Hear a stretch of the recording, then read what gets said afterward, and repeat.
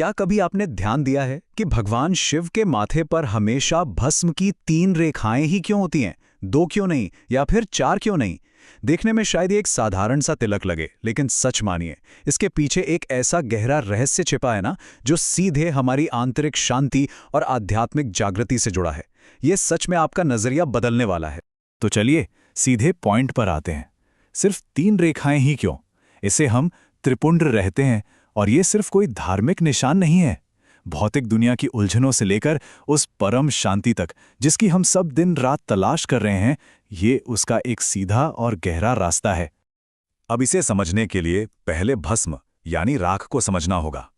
सोचिए, जब सब कुछ पूरी तरह जलकर खाक हो जाता है तो आखिर में क्या बचता है? भस्म।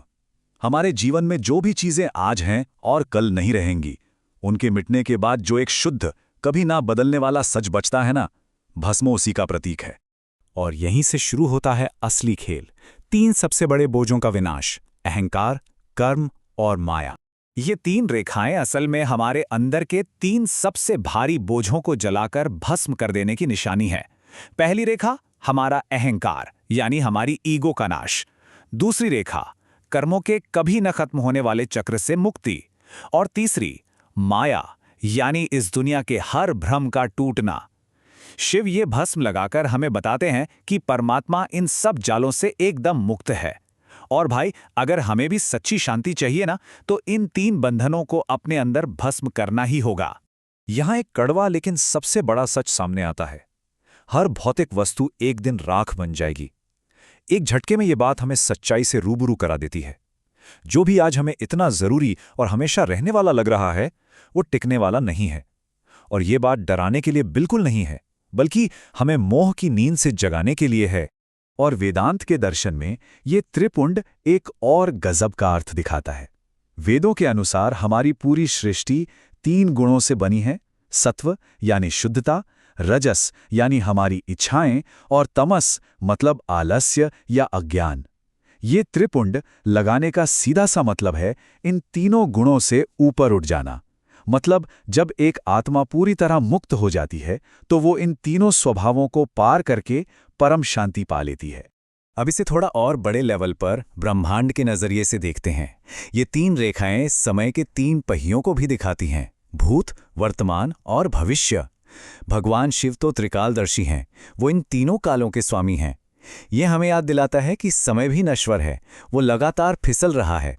तो इस समय के मायाजाल में उलझने से अच्छा है कि हम अपना ध्यान उस तत्व पर लगाएं जो समय से भी परे है। अच्छा, अब देखते हैं कि ये सब वैराग्य से कैसे जुड़ता है।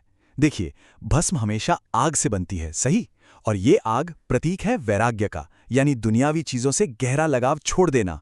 जब हमारे अंदर ज्ञान और वैराग्य की आग जलती है ना, तो दुनिया से जुड़ा हर मोह जलकर राख हो जाता है। बस यही वो दिमागी बदलाव है जो हमें सच्ची अंदरूनी शांति तक ले जाता है। अब बात करते हैं आध्यात्मिक जागृति की, हमारी तीसरी आंख और आज्ञा चक्र। क्या आपने गौर किया है कि त्रिपुंड माथे पर एकदम उसी जगह लगता है जहां हमारी जागृति का केंद्र होता है? ये शरीर का सबसे शक्तिशाली ऊर्जा बिंदु है। एक तरफ अज्ञान का नाश होता है और दूसरी तरफ ज्ञान का जागरण। मतलब जैसे ही ये ऊर्जा जागती है, सारे भ्रम एक ही झटके में टूट जाते हैं। जैसे ही हम भीतर की तरफ मुड़ते हैं, अज्ञानता का सारा अंधेरा गायब हो जाता है। तो अंत में बात सिर्फ इतनी सी है, त्रिपुंड सिर्फ भस्म नहीं, ये जीवन का अंतिम सत्य है। जो कुछ भी है वो एक दिन राख बन जाएगा, और जो शाश्वत है वो केवल आपकी आत्मा है। सच में ये विचार हमारी आत्मा को अंदर तक झकझोर देता है। जब हम इसे समझ लेते हैं तो मन की सारी भागदौड़ अपने आप शांत हो जाती है।